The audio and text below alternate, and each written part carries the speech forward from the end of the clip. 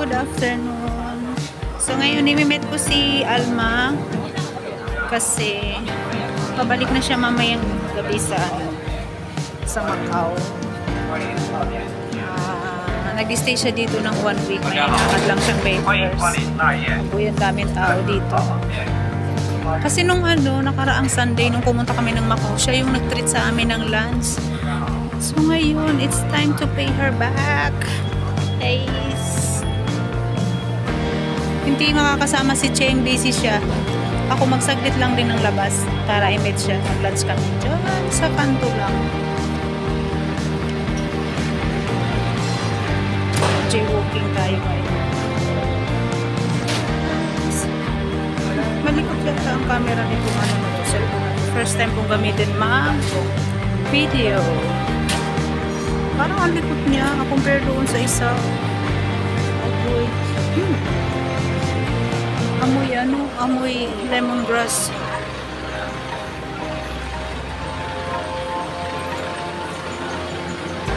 Dito ako sa Mongkok. Magkikita kami sa MTR Exit B.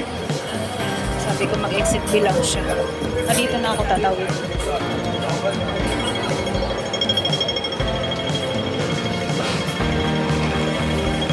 Malikot talaga siya. Parang hindi ako sanay sa sa ibang phone. Gumamit ng pag-video. Nalimutan ko kasi kung exit. B1 daw. Ay, ito pala. Kaya baka magkamali yan. Ito pala.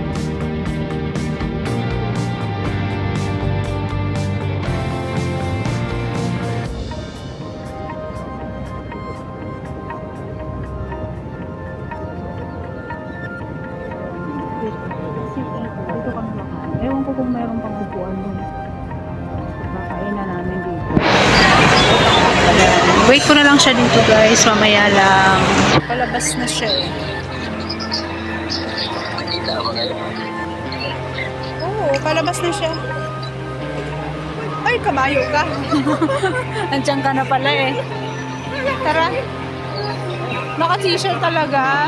Diyan ka lang nakalumaan, di ba? Oo, dito. Oo, lumusot ka lang dyan sa langham. Oo. Sige, sana hindi gaano matao. Oo. Kakantakan sila sa bakal. Hindi ako nag-iin. Talaga? Beef din ikaw? Anong gusto mo? Rice or chicken?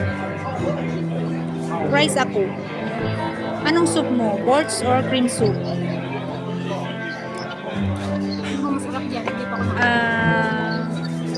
Cream soup na lang ako.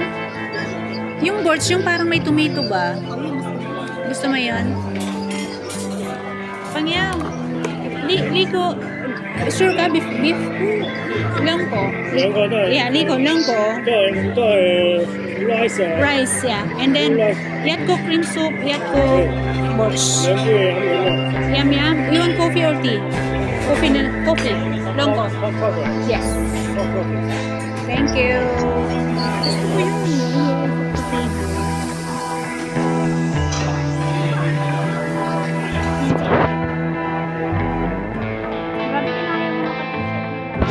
Ayan, coffee.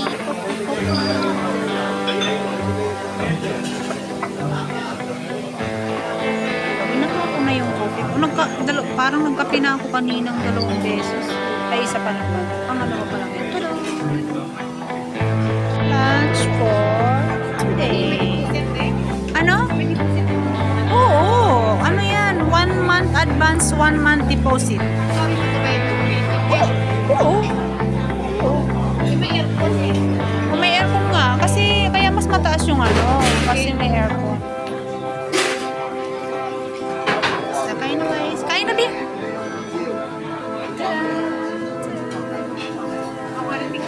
Oo. Shirt. Condit. Tingnan natin. Daming kanin.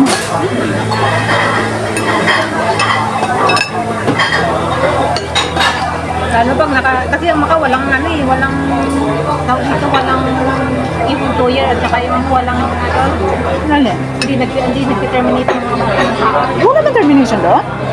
Oh, kaya pala yung mga galing dito, napupunta doon. Ano ba? Kaya after 1 year talagang makaipon ka. Oh, Kahit mababa yung ano nila. mababa ng salary doon, di ba? Nababa lang. Pero kunting diferensya lang naman yata.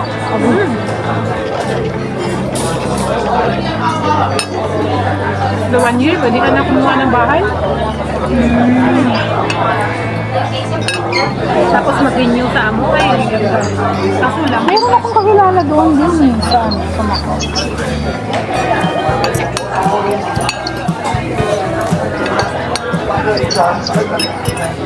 Laki naman ang kutsara nila.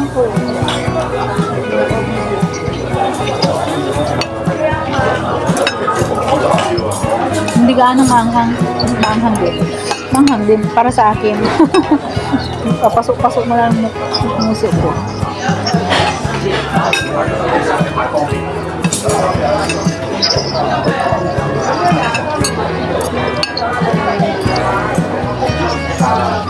Sok siya pakagawa.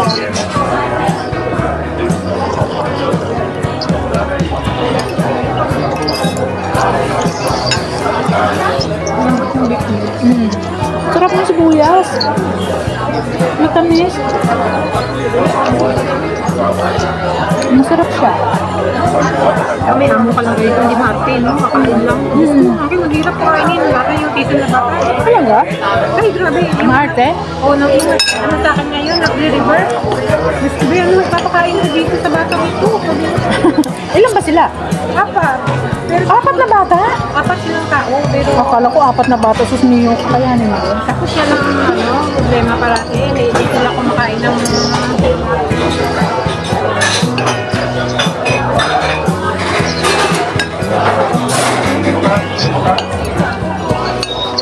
yung bata naman allergy. Allergy na. Yung kung anong allergy sa pagkain. Oh. Pero okay na rin naman ngayon. Wala na yung ano na. Baka sa chicken, mostly kasi chicken nakaka-allergy. Kasi yung hormone. Hindi mo ko eh. Kaya hindi napakain ko sa chicken. Wala na. Sa chicken. Nilagyan ko ng gamot kanina eh.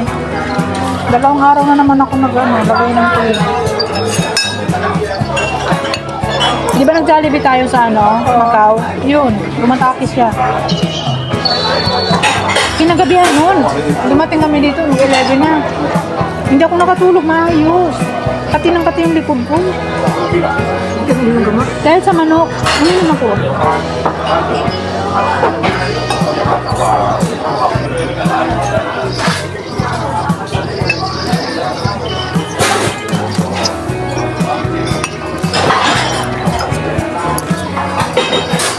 Problema si Clea. Bakit? Siyempre, di ba? Gusto niya pumunta doon. Wala pa naman ano. Tapos yung Walang embassy dito, di ba? wala, ni-search ko nga siya. Sabi niya pupunta doon siya doon sa may US ano ng embassy. Sabi ko hindi pwede kasi wala yan doon. Parang yun sa US eh. Sabi ko, hindi nag-search Sabi ko, i-google mo nga. Sabi ko, ayaw, wala, hindi siya nag-respond. Sabi ko, ako nag-google. Sabi ko, wala.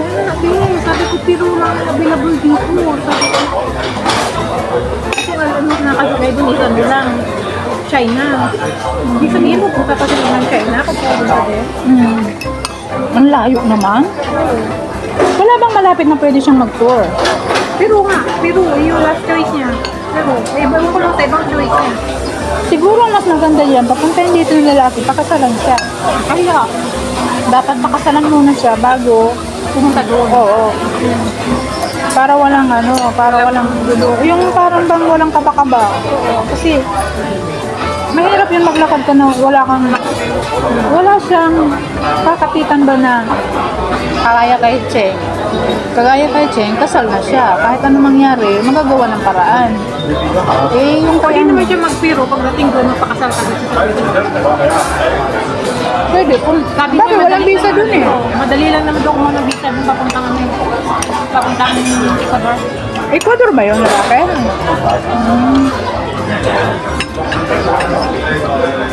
Ang Hong Kong kasi walang balancing, kaya walang Hong Kong.